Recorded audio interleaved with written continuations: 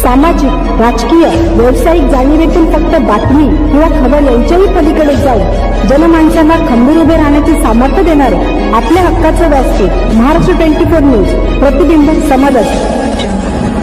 19 जानेवारी 2024 रोजी सायंकाळी हॉटेल तुळजा येथे जमाते इस्लामी हिंद खामगावच्या वतीने आयोजित कार्यक्रमात माननीय डॉक्टर सय्यद रफिक पार्नेकर साहेब प्रमुख पाहुणे होते.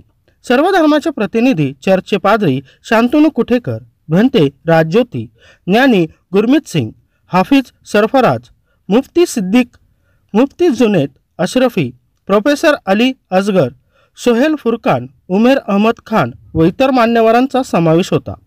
शहरातील प्रतिष्ठित व्यक्तींचा मोठ्या संख्येने समावेश होता.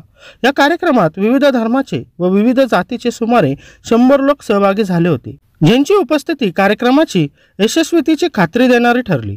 मोहम्मद इजहार उल हक यांनी कुराण पठण आणि मराठी अनुवाद करून कार्यक्रमाची सुरुवात केली. प्रास्ताविक भाषणात सोहेल फुरकान यांनी जमाते इस्लामी हिंदच्या कामाचा परिचय करून दिला आणि कार्यक्रमाचा उद्देश, सद्भावना मंचाच्या स्थापनेची आवश्यकता स्पष्ट केली.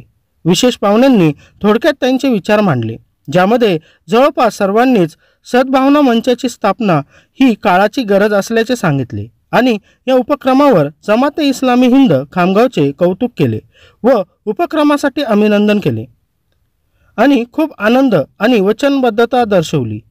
वचनही दिले की आम्ही सदैव सोबत आहोत.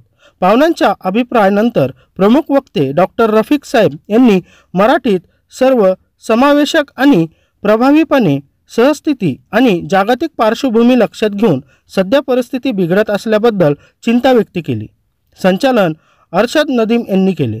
महाराष्ट्र 24 न्यूजसाठी प्रतिनिधी मोहम्मद फारूक.